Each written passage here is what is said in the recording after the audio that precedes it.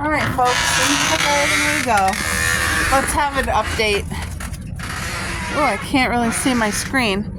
I have the cage set up. I closed the door for the day because I don't want to catch a squirrel. But I have this all set up for the raccoon for s'mores because he went into my garden and I had some watermelon growing and he tried to eat them. So the cage just set back up for him. He was here last night, but there was fireworks and it scared him away. Yeah, our city had fireworks, but this is his watering hole. So during the day, it gets really, really like warm water from the sun. Not to worry, I empty it. I'll empty it at supper and fill it with fresh cold water for s'mores. But this here's my peonies. They've already bloomed. I was hoping to get second blooms and it never came. The little flowers dried out. So I'm not sure if I'm gonna get a hold of the nursery where I bought them. I think they definitely use, like on peonies, I think that they use flower fertilizers, like, and I know I keep my full garden, like all that we eat, completely free of stuff like that. But for the flowers, I don't mind using fertilizer if I have to. But let's have an overview of the garden. Hold on, guys, I can't see. Hold on. You guys are going to hear the girls barking. This little section here is my flowers I got free this summer from like ditches and sides of the road, like places. I have Lazy Susans, and then I don't know what that one is, but this one was my blue one. That's purple. Hold on. All right, guys, I have to carry her because she wants to bark at our neighbor. The wind chime is blowing. All right, let me focus on walking down the stairs. But let's have a look at the garden. So I had got a delivery of 6 barrels of straw. And everywhere we had straw, we just reloaded it. And yes, it's about 8 inches thick. So when you're walking across it, it feels like a little mountain. But shh, stop being grumpy. No, he's in his yard. Stop. Stop. See how thick it is? Can you guys actually see? But with a little bit of rain and stuff, it'll flatten down, and the more I walk on it, the better it will get. But yeah, this will last for 4 or 5 years. This beautiful straw. Okay, calm down. So the zucchini, so far we picked 4 big ones. Today I'm making zucchini bread. I'll take you guys along. But look there's another beautiful zucchini. There's one there. There's one here. And there is another one right there. Oh my, hold on. Had to put them in the room. You just get one to stop barking, and then the other one starts up again. Oh yeah. So here's a quick overview of the garden. It's been a really, really hot summer, and the garden is just loving the heat and the warmth. Now, okay, zucchini. Look at these pretty flowers. You guys, isn't that awesome? And they're perennials. They're going to keep coming back every year. These ones are the prettiest. And then these ones are still beautiful, but they're smaller. You can't beat that for free. And then the bees will love it. This is pretty much done for the season. It's going to seed and then drop its seed and hopefully spread a little bit in this section. And this one, I don't know if it's going to live, but it was beautiful in the ditches. So I think this will create seeds as long as it lives and drop some and maybe spread a little bit more in this section. But here I have my, there's the girls' ball. These here are those big flowers. What are they called? I gotta haul this. Look at how it wants to spread right into my garden. Oh my gosh, I forget the name. Anyway, you guys know. You guys know what it is. It's going to get really, really big, like 6 feet tall. Might not this summer because I planted it really late. But when I say I load with grass clippings, Jacqueline, I just want to show you. So I'm going to lean here on my straw. Grass clippings, okay? Okay? Watch. See how thick this is? Do you see that? It puts nitrogen in your soil. It acts as a blanket. Look at my zucchini growing on this. It keeps ground disease off of it. It's awesome. So yeah, there's 1, 2, 3, 4, 5 zucchini still growing strong, and it's not, oh, there's a baby one coming. This is another zucchini. Can you guys see right here? That's amazing. My strawberries are doing good. I had transplanted, so the tire, I made a bad mistake.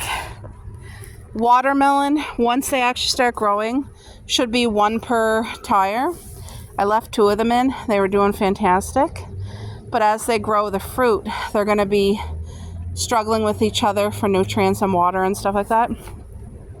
So I uprooted one and planted it over here, but it didn't live. I don't know if it's dead. It looks dead, but like there was a big watermelon growing on it. See right here? Look at this beautiful watermelon growing. But I don't know. I don't know if it's dead or alive, but I'm going to leave it there and see what goes on. My beans are doing amazing.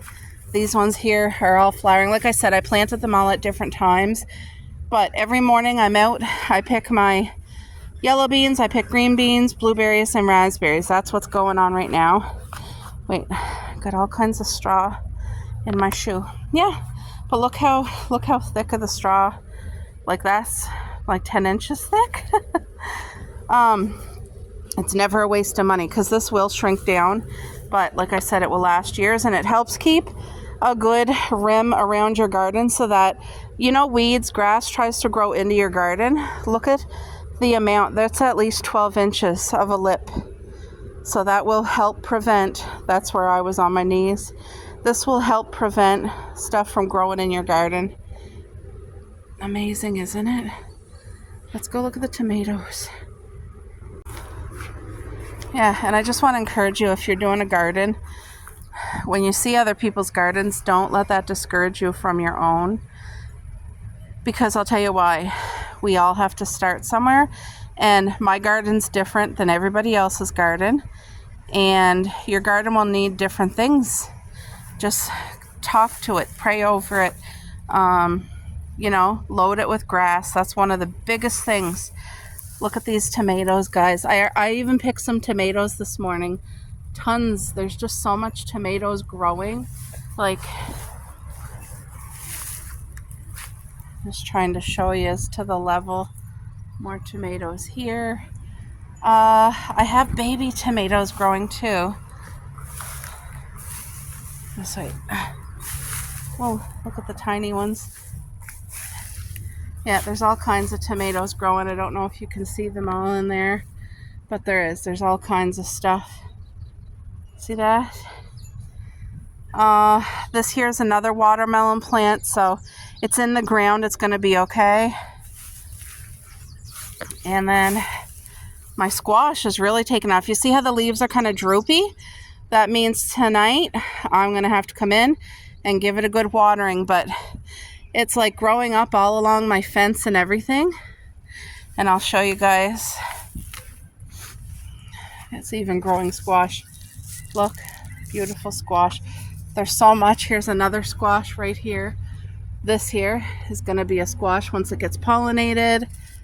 Look at these flowers. Yeah, so when you see any type of droopiness, it can be the heat or lack of water. It needs water. Oh, look at this guy. Was that the one I just showed you? I feel like it's not. I don't know. Anyway, it's going all. Here's another one. That's going to grow a lot of squash.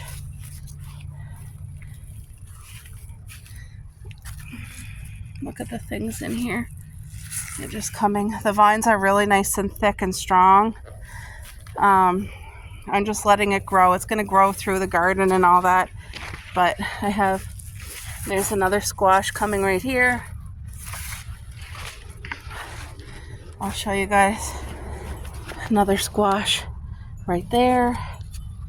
Is there more? There's all kinds. This is just going to grow and grow. Oh, there's another squash. So there's a squash here and then one there, and it will keep growing. This vine will grow. Look at the corn, guys. Isn't that so pretty? Oh, my heart. I'm hearing the birds. Now, this is my watermelon tire, and this is where I did the air that I'm learning from this year. I planted 2 watermelon in, and once they both started to grow, I should have hauled one out right away, and I didn't. But I think it's the raccoon that ate 2 of my watermelon. These would have grown to big, beautiful watermelon. They got plucked off. Anyway, look at that. Isn't that so pretty? Is there a bee in there? I can't tell. But look, there's another squash right under the flower. These strawberries are all going to bloom again and have another harvest. And the lawn got caught yesterday. Not caught, cut. Look, can you guys see all the beans? You guys, if you're interested in growing string beans, potatoes, or cucumber, they love tires. But if you're doing cucumber, make sure it's 1 cucumber per tire, because it will grow like this vine. It'll grow all over your yard and give you many cucumbers. As long as it's not crowded, it has to be 1 per tire. And then the string beans, they don't care. Load them right up real nice and tight, because just look at how many you can get when you do that. You guys see the level? It's hard to... Plus I did pick. Phone's starting to overheat, so I don't know how much longer I can show you. But these are the green beans. Like, look at... Can you guys actually see? It's every day. Every day, because see, there's smaller ones, and they're just all kinds. These tires are doing good. Here guys, my phone's overheating. I'm gonna have to put it in the fridge. There's a bee in here harvesting, but look, I have more zucchinis. This is in a tire, and you saw the one that's in the ground. It definitely loves the heat of the tire. There's another zucchini there. Then there's one over there. I can't really see my phone because I turned the screen down to help it not overheat. But like, zucchini there. Zucchini can be planted in the tire, and you can do 2 if you want, because that's what this is. And then my flowers. Aren't they so pretty? You guys, see, I loaded everything with all of fresh straw. Fresh straw, just load it. The grapes are doing incredible. Perennial fruit's the way to go. It's very little work, very little care. These are things nature takes care of, including most of the time watering. Sometimes if it's a heat wave, you got to help it out. But like, these get full-size grapes. Let me show you the difference now. Like, do you see the level of fruit? Everybody could be growing this stuff in their yard. The blackberries, they're all coming in. It's going to take a while for them to mature in that. I've been picking blueberries from here every day, guys. And raspberries. So you see the size of those grapes I showed you? This is the other grapes. These ones have chock full of seeds, but look at how much fatter they are. Can you see the difference? Definitely bigger. They're for wine. Like, they're for juicing is what these ones are. They have beautiful... All right, folks, so I am here. I called ahead of time, and I'm going to pick up some cardboard boxes. Grocery store, you're going to get boxes that are smaller. So if you have the option in your community, if there's usually it's a furniture store that sells TVs, fridge, washer, dryer, those are the big size boxes that you're going to want. So that's what I'm going to get right now. All right, folks, look at these big cardboard boxes. Way better than the grocery store. Once these are open, they're so nice and big. And it's literally loaded, like so much that's hidden in here. But anyway, I'm super excited. I'm gonna get this taken out. Also, I have 3 tires. So guys, my 3 tires and all the cardboard that I need, completely free. Did not cost me a dime except a little bit of time.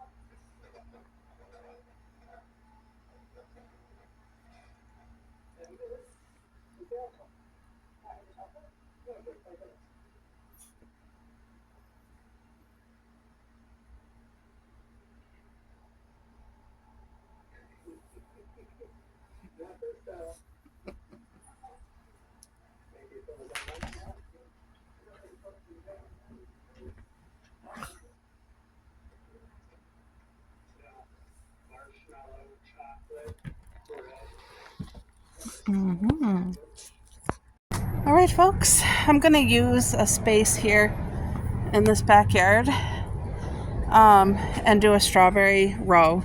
Just one single row to show you guys start to finish how to get a successful strawberry garden going the most with the least amount of work and effort and the highest amount of yield. So I got these cardboard boxes the other day. So let's just take them.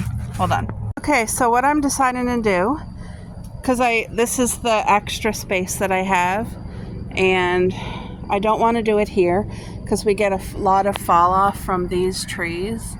So the trees would try to grow in my strawberries. So what I'm going to do is do the space literally right here. I'm going to cardboard it up and put some seafood compost and some sheep manure, and then I will plant. I have a whole crap load of runners, guys, in all my plants. All I got to do is cut them. Look, this is a great runner. Look at how healthy this guy is. He's ready to be planted in the soil. We had a bonfire and I didn't pick up the cans, which I need to do. Anyway, so most important thing is get your cardboard, open it all up. Now there is people who would take the time and take off every sticker and all the tape. I don't do that, but there is people that would say definitely do it. So I'm going to open up all these boxes and I'm going to double layer it right here against the wood. Very important, you do 2 layers of cardboard. All right, folks, easy as that. I double layered it really nice and thick. And just letting you know, these pieces here that are not together, like they have the cuts, they're for both the end and top of the box. Weeds will grow right through those little cracks. So either fold them under or do what I did and do another full layer without cracks over top of it. And yeah, so those are up and they're going to stay up, but I'm going to put seafood compost, which is my number one recommendation. If you have grass clippings, right now is the time to load it. So this here is about 5 feet long by like 2 feet wide maybe. So this will be 1 row of strawberries and it's going to do high yield, okay? And that's what you want. You want as least amount of work as possible. So we had no tilling, we had no weeding to do. You literally lay it over top of wherever, but make sure you do 2 layers of cardboard, if not 3. If you want to do 3, if you have enough, do 3, because in 2 to 3 years that cardboard will be fully composted anyway. But the whole reason we're using cardboard here is to prevent grass from growing up and trying to take over, and weeds. Now, as you can see, the weeds, they have free access like as soon as the cardboard stops. So anyway, the best thing you can do for your strawberry garden, this size is about 4 to 5 garbage bag full of grass clippings. Grass that has not been sprayed or treated in any way. Natural grass clippings, full of nitrogen, very healthy, and it's going to be the best base you can have. So load it right up to where it looks like a mountain of grass, and then over top of that you would lay your seafood compost and sheep manure.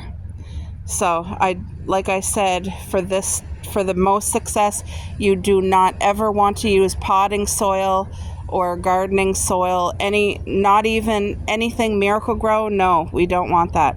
So yeah, you're going to want to use a seafood compost, and I'll show you what I have. This is not a brand name, it's the cheapest one possible, but it doesn't have any additives or sprays or anything. This is right here, Green Gold seafood compost, 15 kilogram bags. And yeah, that's the best seafood compost that you can get. But I don't have any grass clippings today, but you do want to add your grass clippings right at this stage before you put your soil. You want to just heavy it up here with the grass clippings. Be very generous. So 4 to 5 garbage bags full. Garbage bags are large, so you can imagine it's going to be like 2 feet high with grass clippings. That's what you want. Folks, I had the lads come and lay sheep manure on the bottom, seafood compost on top. So now this is ready for me. I'm just going to even it out.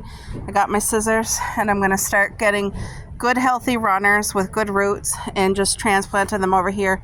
And it's going to grow a great strawberry garden. It has plenty of time before winter for the roots to really go nice and deep. And for the runners to grow more runners, it'll fill this in. So before the frost, I'll show you guys just how filled this comes, because you guys are seeing right now what it looks like just as I'm starting. But this is the most successful way to do your own strawberry bed. No till, double, triple layers of cardboard, grass clippings, your seafood compost, and some sheep manure. I have to make sure you guys know sheep manure has to be on the bottom after the grass clippings, because you need the seafood compost on top.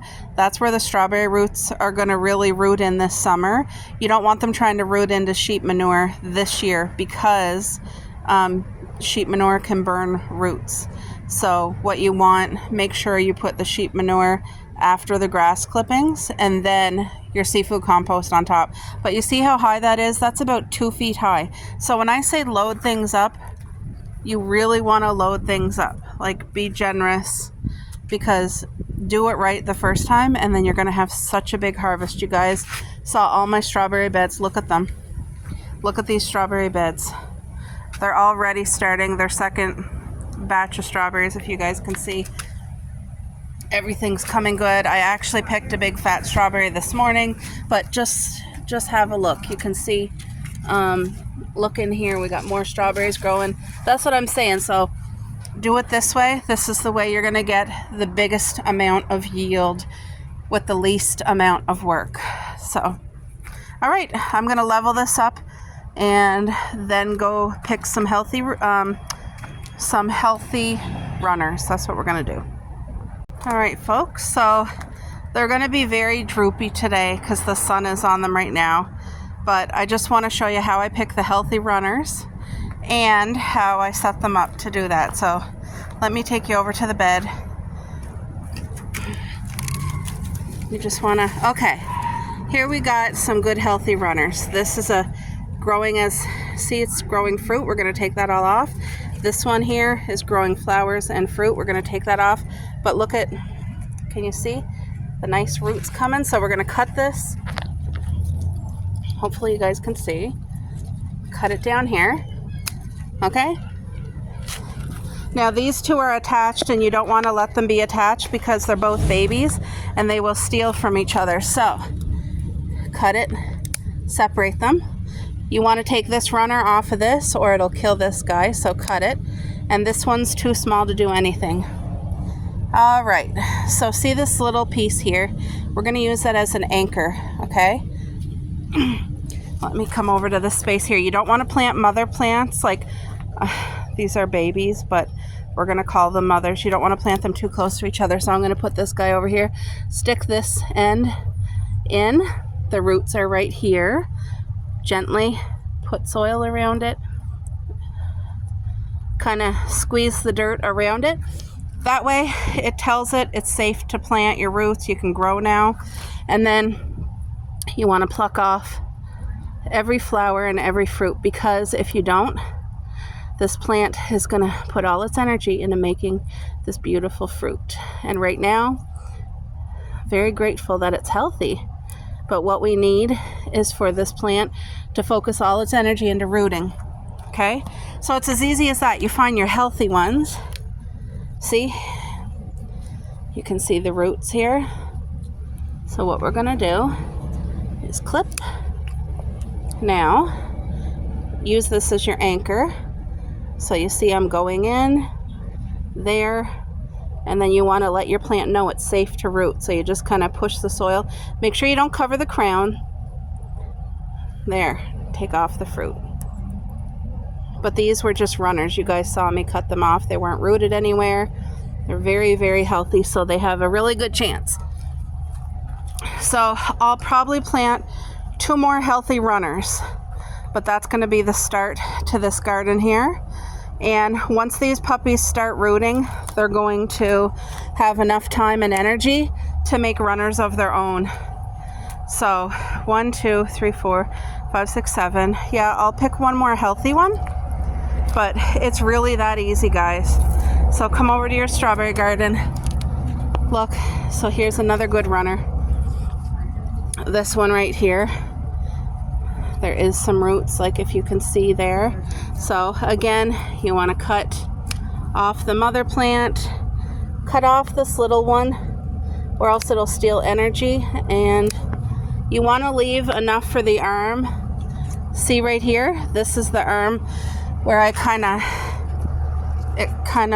helps me put it into the ground. Like I'm gonna use the space right here. So you can see I'm going in with the arm, going right down to the nice root, and then put your soil around it, and there you go. Simple as that. See that? Now, for this garden size, you don't want to put no more plants than this, because these are gonna be the ones with the biggest roots, and if you overcrowd them, they're going to not produce as much. So with this space, I only have 1, 2, 3, 4, 5, 6, 7, 8. That's all you need. They're going to fill right in with runners. So they're going to be very droopy today, maybe tomorrow, but they'll come right back to life. I'll give them a good watering tonight. I can't water them right now because the sun will burn them. So anyway, I just wanted to show you guys. All right, folks, I got some good healthy runners here with me because in the backyard, I got 3 new tires. 1, 2, 3 over there. I should have got more soil to fill these tires up. I wasn't thinking. Something looked different, guys. These pools, I had strawberries in them for years. They produced strawberries, but they weren't the best. And it was my fault. It's a mistake that I've learned from. Instead of using my grass clippings or the little wood chips that you would use in your hamster cage, what I did is I used, we got a whole dump truck load free. It was like wood chips, real wood chips. They were very coarse, very big, and it made the soil too acidic, and it just kept the strawberries really dry instead of moist. Like, anyway, we got all fresh.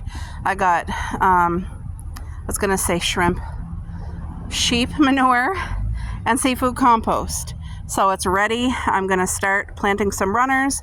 Again, we're not gonna allow any fruit, so I'm gonna pick off all the fruit and the strawberries that's growing on here, because we have flowers, we have actual strawberries forming. Don't know if you guys can see, but there is. So I'm gonna do this exactly as I had showed you the other one. So as you guys see, I plucked the flowers and the fruit.